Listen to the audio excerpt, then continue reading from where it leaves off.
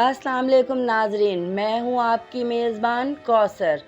इस दफ़ा एक नए प्रोग्राम के साथ, एक नए टॉपिक के साथ आपकी खिदमत में हाजिर।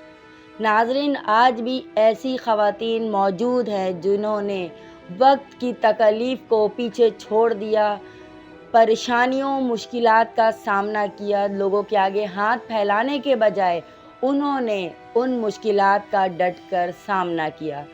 आज हम आपके सामने लेकर आए हैं एक ऐसी सच्ची कहानी, एक ऐसी बाहिम्मत औरत की कहानी जिन्होंने मुश्किलात में घिर कर घर पर बैठने को फ़ौक़ियत देने के बजाय निकल कर बाहर अपना बाइज़्ज़त तरीके से काम करना स्टार्ट किया। जी हाँ, दाल चावल वाली बाजी इस वक्त हमारे साथ मौजूद हैं, जिनसे हम आपका तारुफ़ करवाएंगे, मिलवाएंगे। प्रोग्राम में आप उनका काम देखेंगे, उनकी हिम्मत को देखेंगे और सराहेंगे कि किस तरह एक औरत जब अपना घर बाइज़्ज़त तरीके से चलाने पर आ जाती है तो उसको कोई नहीं रोक सकता। तो आइए नाज़रीन, चलते हैं प्रोग्राम की जानिब और मिलवाते हैं आपको एक तन तनहा बाहिम्मत ऐसी खातून से जो इज़्ज़त के साथ इस वक्त बाहर निकली हैं। मिलेनियम मॉल के सामने उन्होंने किस तरह से अपना स्टॉल लगाया है और दाल चावल फ़रोख्त करके किस तरह लोगों को घर का बना हुआ खाना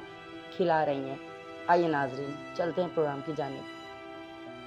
देखें, ये एक खुददारी और ये चीज़ें तो हर इंसान के अपने अंदर होती है कि उसको किसी के आगे हाथ नहीं करना, चाहे कुछ भी हो, जैसे भी हालात हो।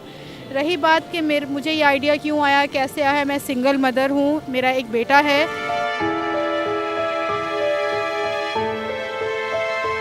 कुछ समझ नहीं आया, मैंने कहा चलो जो होता है होने दो, स्टार्ट करो, अल्लाह का नाम लो, ठेला तो ठेला ही सही। आज लोग बुरा कहेंगे, कहने दो, मुझे कौन सा वो राशन डाल के दे रहे। मैंने अल्लाह का नाम लिया, स्टार्ट कर दिया।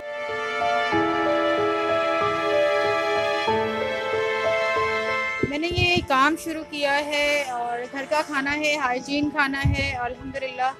और कस्टमर्स वगैरह भी लाइक कर रहे हैं, घर का खाना बहुत ज़्यादा लाइक कर रहे हैं।